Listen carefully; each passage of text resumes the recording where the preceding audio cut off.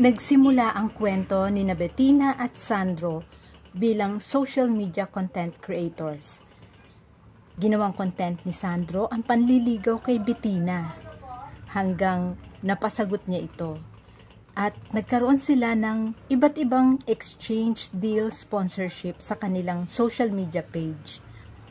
Finally, nung sila nang dalawa ang mag-boyfriend, naging masaya sila. At lahat naman ay nakita at napanood ng kanilang followers. Pero dumating ang pagsubok dahil nagkasakit si Sandro. May tumor siya sa utak.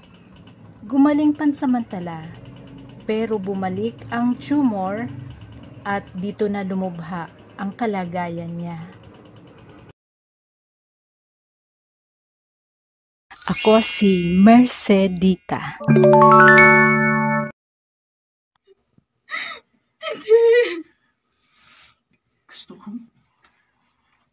Gusto kong magmahal ka.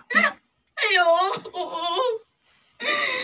Huwag mo sabihin yan, please. Bettina, I love you. I love you, Sandro. I love you. God, please! Wag na! Sandro! Sandro! Sandro! Wag mo na! Papa! Papa, bakit? Papa! Anak. Wala na siya. Hayaan mo na siyang magpahinga. No! Sobrang ang hirap niya. No! Hindi mo!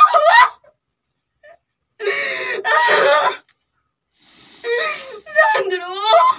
Hindi ko kaya! Sandro! Mahal ko! Mahal kita! Mahal kita! I love you! I love you, Sandro! Sandro!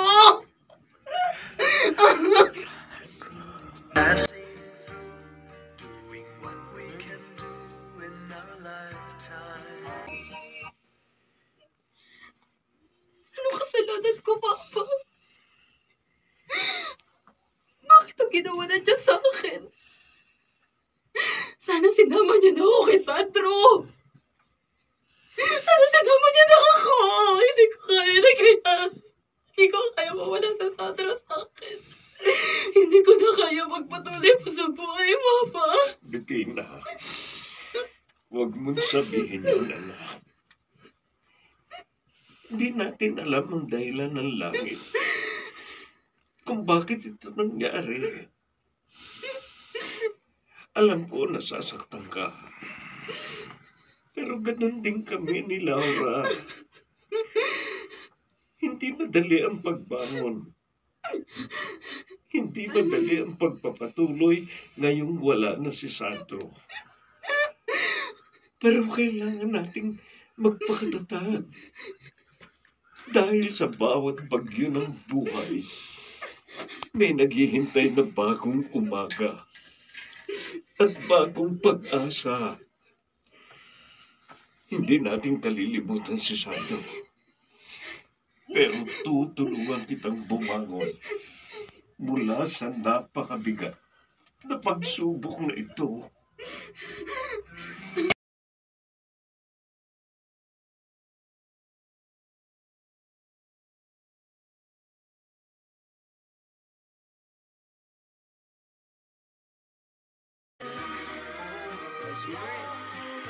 Ay, Derek.